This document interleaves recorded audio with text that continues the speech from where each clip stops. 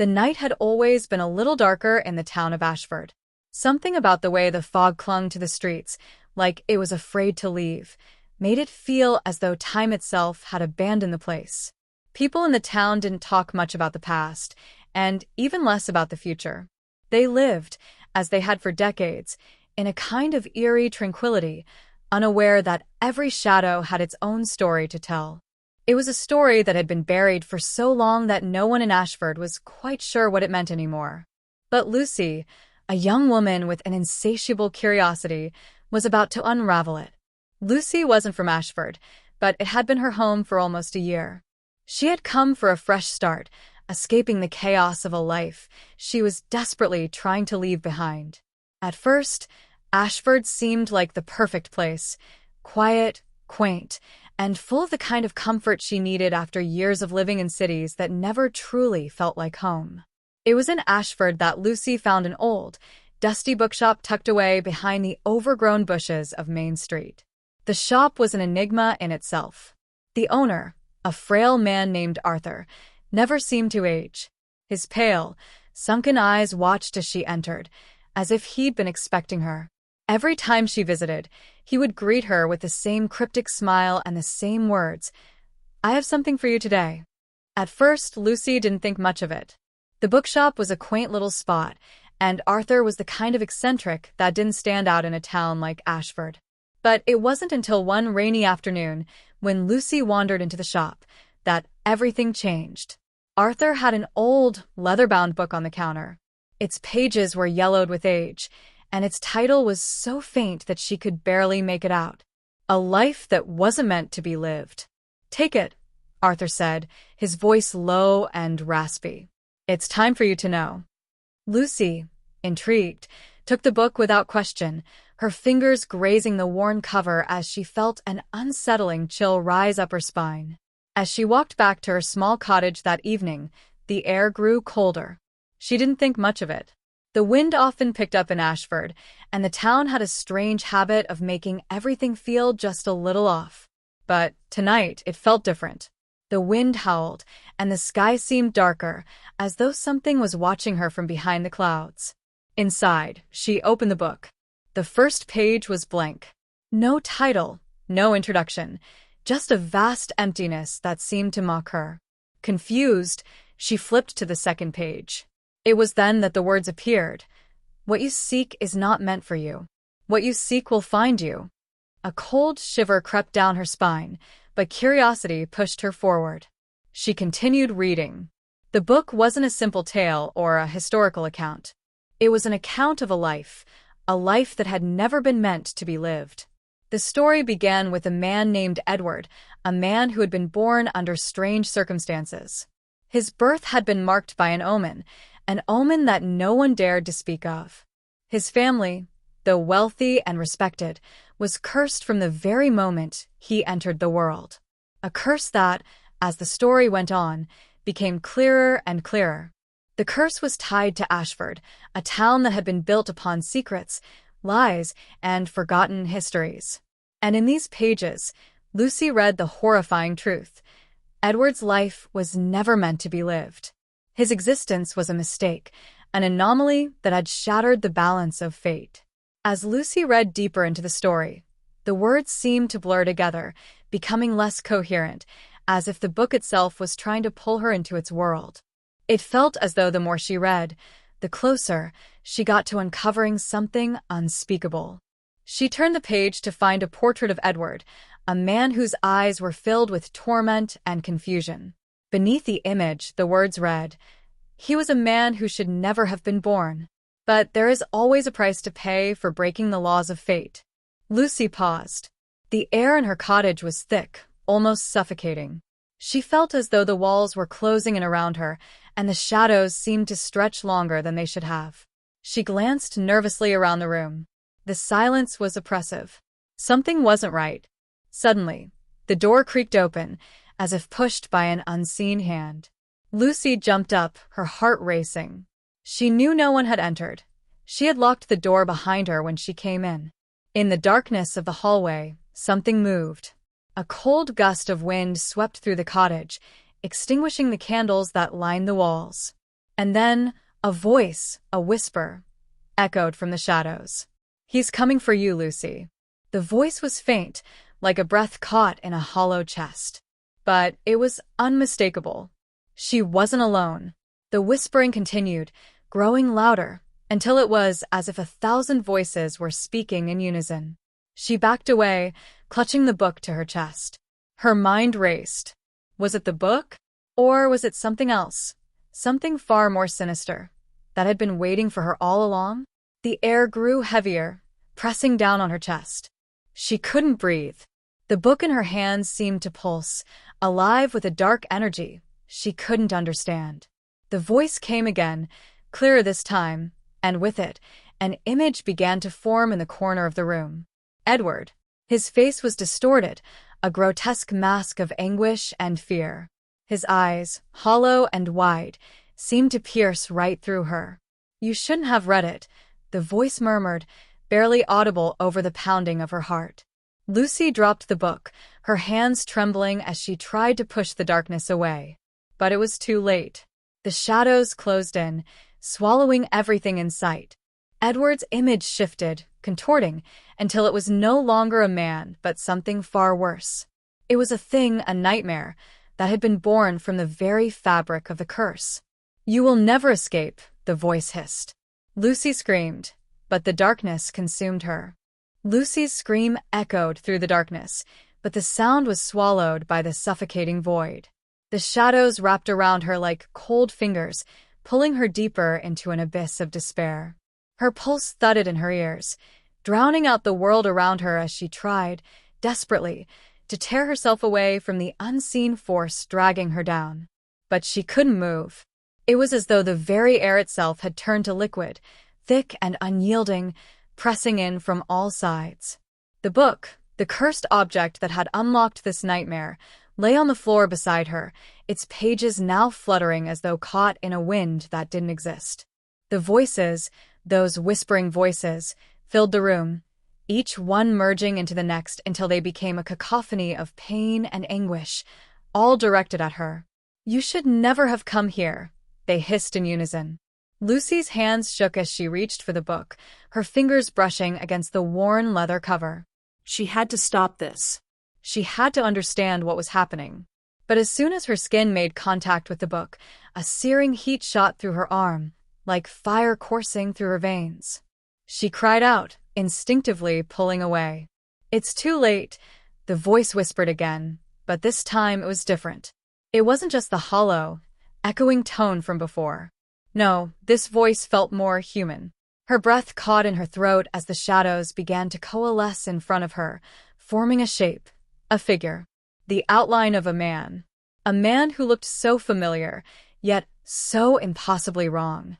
His features were sharp, distorted, and his eyes, those eyes, were the same hollow voids she had seen in the picture of Edward.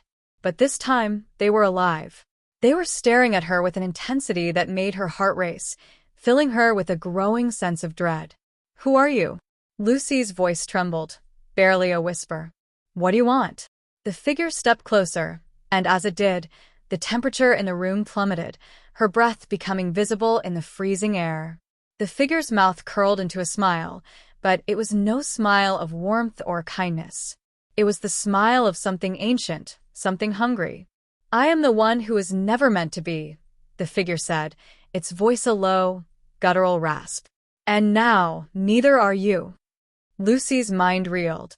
The words didn't make sense. She couldn't think straight.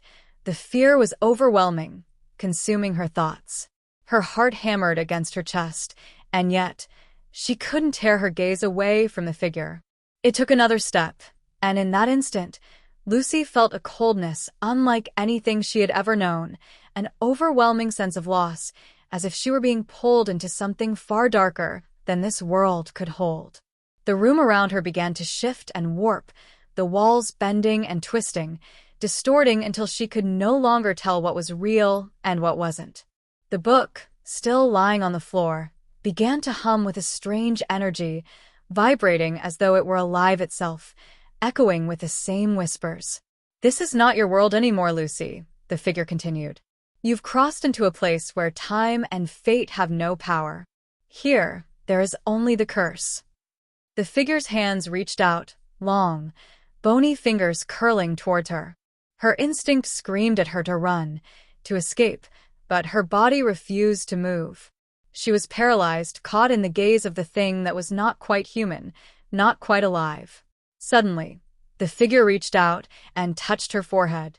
A sharp, electric jolt surged through her body, and in that moment, the entire room seemed to dissolve into a blur of images, flickers of visions that danced in front of her eyes like a disjointed nightmare. A man, standing in front of a mirror. His face was Edward's, but twisted, deformed, with veins blackened and pulsing beneath his skin. A woman, her hands tied, eyes wide with terror, screaming silently in a dark, damp cell. A child, standing in the middle of an empty street, gazing up at the stars. Only they weren't stars. They were eyes. Watching. Always watching. Each vision lasted only a fraction of a second, but each one seemed to tear at her soul, leaving her gasping for breath, her body trembling. She wanted to scream, but no sound came. Then everything stopped. The figure pulled its hand back, leaving a cold sensation lingering on her forehead, like the imprint of something that didn't belong in her world. The visions faded, and Lucy found herself back in her cottage, gasping for air as the oppressive darkness lifted slightly. But the figure, the thing, was still there, its presence looming. "This is your fate, Lucy," it said softly, its voice now oddly comforting. "You were never meant to live. You were meant to uncover the truth." Before Lucy could respond, the figure turned, its form fading into the shadows, as though it were never there at all. The room was quiet again, the oppressive weight of fear lifting for a moment. Lucy's hand trembled as she reached for the book once more. She needed to know. She had to understand what had just happened, what she had just seen.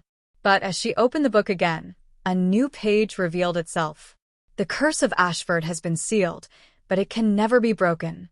Only one may escape, if they're willing to make the ultimate sacrifice. A chill ran down Lucy's spine as she read the words aloud. She looked around her, the walls once again feeling as though they were closing in. The whispers returned, louder this time, swirling around her like a violent storm. And then, a voice from behind her, not from the shadows this time, but from somewhere deeper. "It's not too late, Lucy. Not yet."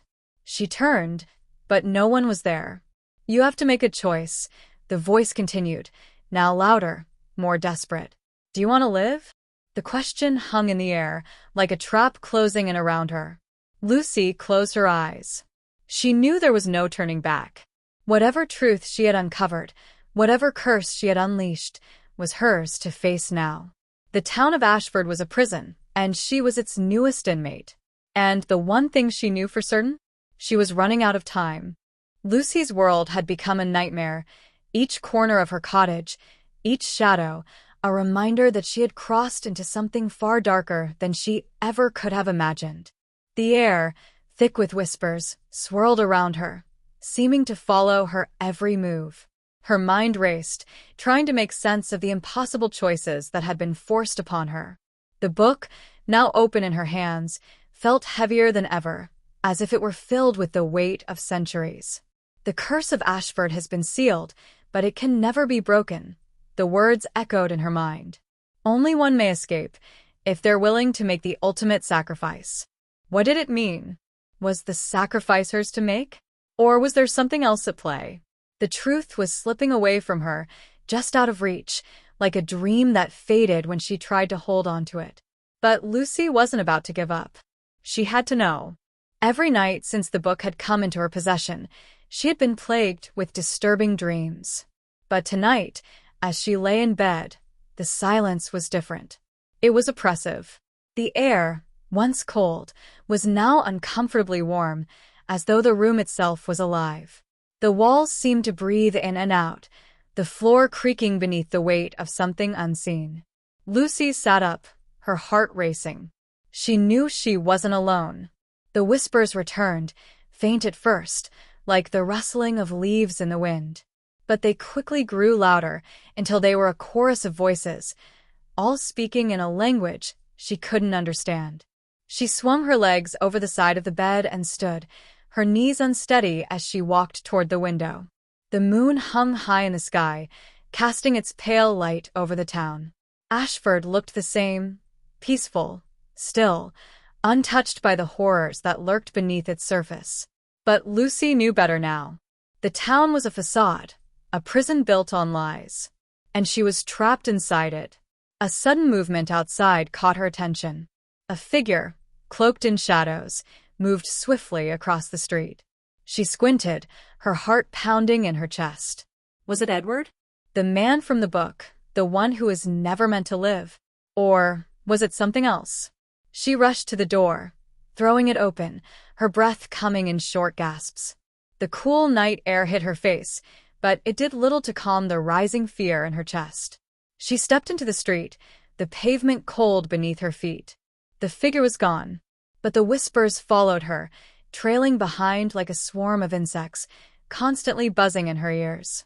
She turned in every direction, searching for the source, but the street was empty. "You can't run, Lucy," a voice whispered from behind her. She spun around, her heart leaping into her throat. But no one was there. The streetlights flickered, casting long, eerie shadows across the road. Lucy's pulse quickened, and she felt the unmistakable presence of something, or someone, watching her. The oppressive feeling grew stronger with every passing second, until it was almost suffocating. And then, the figure appeared again. This time, there was no mistaking it. It was Edward, but not the man she had seen in the book. This version of Edward was twisted, his body contorted in unnatural ways, his eyes hollow and black, like two empty pits. His mouth opened, revealing rows of jagged teeth that seemed to extend far too far for any human mouth. He moved towards her slowly, each step deliberate, as though savoring her fear. "You shouldn't have read it," he hissed, his voice echoing with a chilling growl. "Now, there's no escape." Lucy stumbled backward, her heart racing as she turned to run. But before she could take another step, she felt a cold hand grip her wrist. The sensation was unlike anything she had ever felt, icy, like the touch of death itself. She looked down to see Edward's hand wrapped tightly around her arm, his fingers digging into her skin. "You've awakened what should never have been," he whispered in her ear. "Now you're mine." Lucy's mind spun, the world around her distorting as if it were warping into something else, something nightmarish. She had to get away. She had to break free. With a strength she didn't know she had, Lucy yanked her arm away, pulling herself free of Edward's grip. She ran, her feet pounding against the pavement as she raced through the winding streets of Ashford, not knowing where she was going, just needing to get away from him. The whispers grew louder, more insistent, as if they were closing in around her. She could feel the weight of their presence, the malevolent energy that surged in the air. She turned a corner, and suddenly, there was no escape. The street she had entered ended in a dead end. She was trapped. The walls of the houses loomed over her, casting long, dark shadows. And at the end of the street, there was a figure standing in the shadows. It was Arthur, the bookshop owner, the man who had given her the cursed book. He stepped forward, his face as pale as death, his eyes unblinking. "It's too late, Lucy," he said, his voice eerily calm. "The curse is already in motion. It was never about you escaping. It was about understanding what happened here. What happens when the laws of fate are broken." Lucy's breath hitched in her throat. "What happened here?" she asked, her voice shaky. "What's going on?" Arthur's lips curled into a twisted smile. "You'll learn soon enough." Suddenly, the ground beneath her feet began to tremble. The very earth seemed to shift, like it was being reshaped by an unseen force. Lucy's eyes widened as cracks appeared in the pavement, splitting open, revealing a darkness beneath. "This is the price of knowledge," Arthur's voice echoed as the ground continued to shake.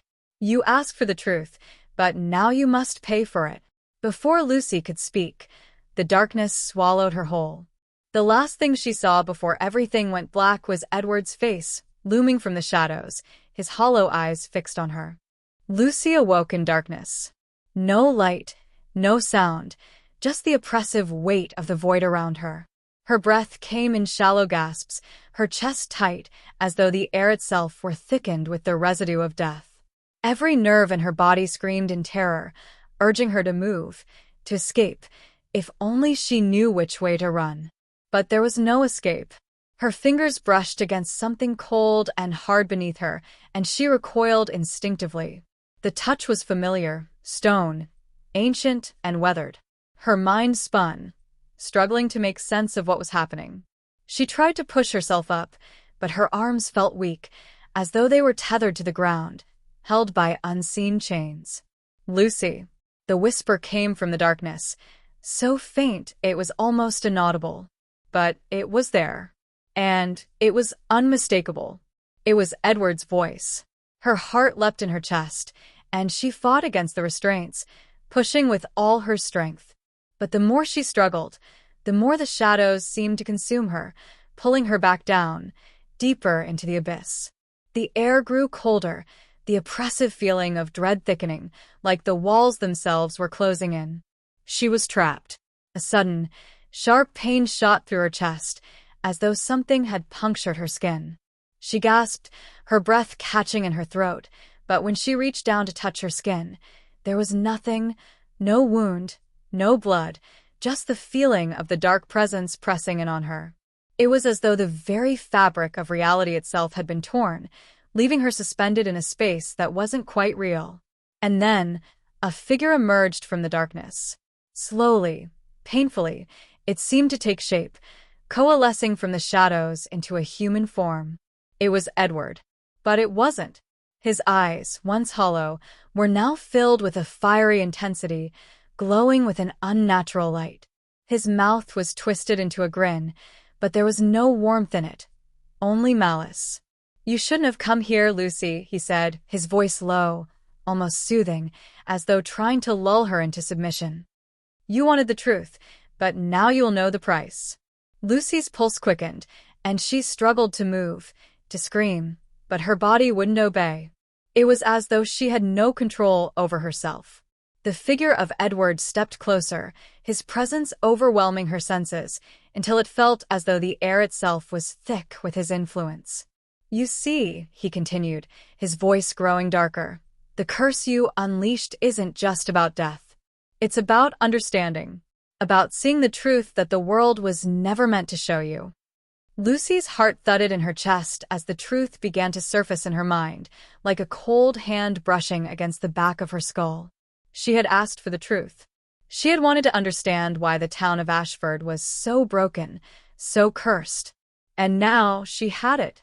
"But truth is a dangerous thing," Edward murmured, his grin widening. "Once you see it, you can never unsee it. And once you know it, you become part of it." The ground beneath her trembled again, and the shadows around them began to writhe, twisting like living things, clawing their way up from the cracks in the stone. The air grew thick with an otherworldly energy, suffocating her.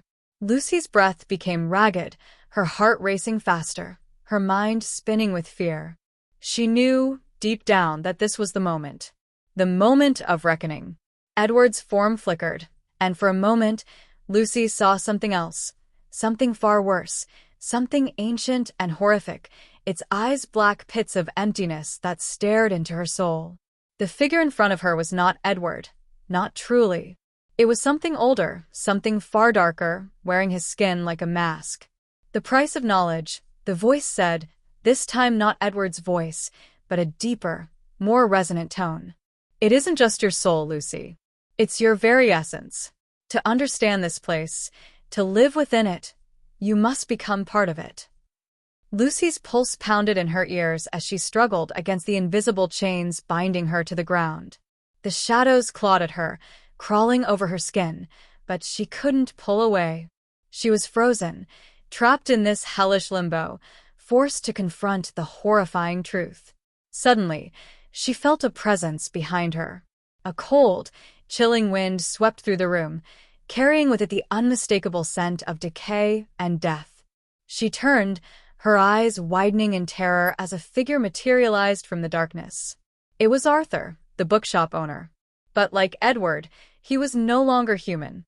His skin was gray and stretched tight over his bones, his eyes black as coal, empty and hollow.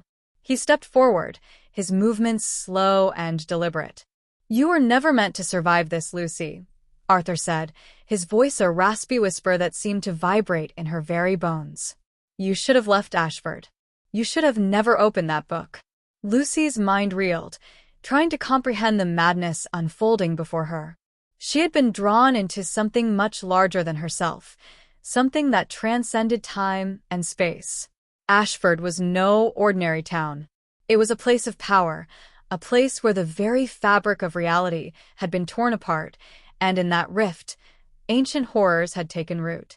And now Lucy was part of it. "To break the curse," Arthur continued, "you must make a choice. You must sacrifice what you hold most dear." Lucy's stomach churned. The thought of sacrifice made her feel sick, but deep down, she knew what she had to do. The truth was simple, yet impossible. To escape, to survive, she had to sever the ties that had bound her to this world. She had to give up the one thing she loved most. Her mind flashed to her mother, to her childhood memories in the village, to everything she had ever known. The weight of the decision crushed her, but as the shadows around her grew darker, more suffocating, she knew there was no other choice. Edward, or whatever it was that had taken his form, stepped forward again, his grin widening. "It's time, Lucy," it whispered. "The price has come due." The ground beneath her feet cracked open, and the darkness rushed in. Lucy's vision blurred, and the last thing she heard before everything went silent was the voice of the thing that had once been Edward. "You are mine now." When Lucy regained consciousness, the first thing she noticed was the silence. It was absolute, suffocating, a silence so complete that it pressed down on her chest like a physical weight. Her eyes fluttered open, but the world around her was nothing but a blur. Her body felt heavy, sluggish, as though it didn't belong to her anymore. As she forced herself to sit up, the darkness around her seemed to press in, swallowing her from all sides. There were no walls, no ceiling, just an endless void of black. A cold shiver ran down her spine. She was no longer in the town of Ashford. She wasn't even sure if she was in the same reality anymore. Panic started to creep in, but Lucy fought it down, her breath coming in shallow gasps as she tried to steady herself. The last thing she remembered was the figure of Edward, or whatever had taken his form, approaching her, whispering that she belonged to it now. But that was impossible, wasn't it? She couldn't have been pulled into some otherworldly prison. She was stronger than that. Or so she thought. The emptiness around her seemed to grow, pushing at her mind, scraping at her sanity. But just as she was about to break, something shifted in the void. A faint light appeared, growing brighter with each passing second, until it filled the space around her. And then she saw him, Arthur. But this time, there was no shadowy, decayed form. This time, Arthur was whole, standing tall in front of her, his eyes steady and unblinking. He looked human, alive. "Lucy," his voice broke through the silence, low but clear. "You've come far, but you've never truly understood. The curse was never about what happened to Ashford. It was about what happened to you." Her throat tightened as she struggled to speak. "What do you mean?" I've seen what this place is. I've seen the horror, the truth. I've been trapped in it." Arthur nodded slowly, a solemn look in his eyes. "You think you've seen the truth, but that's only part of it. The curse, the shadows, the horrors. You've been running from something far worse. And now, Lucy, you need to make the final choice." Lucy's heart pounded. The truth, the answers she had been searching for, were slipping further away. "What choice? What do you want from me?" Arthur's gaze softened, but his words were heavy with finality. "You've opened the door, Lucy. And now you must close it, or the world will fall into the darkness you've unleashed." The weight of his words sank in. She had always felt like something was off with Ashford, with the town's history, with the people she had met. But now, everything was clear. The curse wasn't just about Ashford. It wasn't even about the book. It was about the destruction of reality itself, of the thin veil between their world and the darkness that had been seeping through for centuries. "You're asking me to end it?" she whispered, dread filling her every fiber. Arthur didn't respond immediately, but his expression was filled with pity. "To save what remains, you must sacrifice yourself. You must sever the connection between you and this place. Forever. If you fail, everything you've known will collapse, and the world will be swallowed by the darkness." Lucy's heart twisted in her chest. She had spent so long trying to understand Ashford, the curse, the book, and now she understood. It had all been a test to see if she was strong enough to bear the weight of the knowledge she had uncovered. But knowledge came with a price that now demanded everything. "You've always been connected to this town," Arthur continued. "In a way, you are part of the curse. But you've also been given the power to undo it. You were chosen, Lucy, because you were willing to search for the truth. Now, you must decide whether you will be part of the world you've known or sacrifice yourself to save it." Tears stung Lucy's eyes as she stood, her legs trembling beneath her. The weight of the decision threatened to crush her spirit. To end the nightmare, to stop the curse, she would have to erase everything, her memories, her life, everything she had ever known. But if she didn't, the entire world would fall into the hands of darkness. Ashford was just the beginning. The curse would spread, swallowing more towns, more lives, until nothing remained but the void. Lucy closed her eyes, trying to calm the storm raging inside her. She thought of her mother, of the people she had loved, of the life she had once hoped for. All of it would be gone, erased from existence. But what was the alternative? A world swallowed by shadow? The decision burned inside her like a brand, but in that moment, she knew what she had to do. She stepped forward, her hands trembling as she reached out to the flickering light that surrounded her. I choose to save them," she said, her voice trembling with the weight of her words. Arthur nodded solemnly. "Then it is done." As she spoke those words, everything around her began to shift. The ground trembled beneath her feet, and the darkness that had filled the void around them began to retreat. The light grew brighter, blinding her for a moment. And then in an instant everything stopped. Lucy gasped, finding herself standing in the middle of Ashford once more. The town was silent, peaceful, as if nothing had ever happened. The weight of the curse was gone, the shadows retreating into the distance, leaving only the moonlight shining down on the peaceful streets. For a moment, she thought she was dreaming, but then the reality of it hit her. Ashford was safe. The curse was over. The world, for now, was saved. But as she looked around, she felt a pang of emptiness. It wasn't the victory she had hoped for. It was the price. Her memories of the darkness, of everything she had endured, were fading. They were slipping away, like sand through her fingers. She would never remember the truth.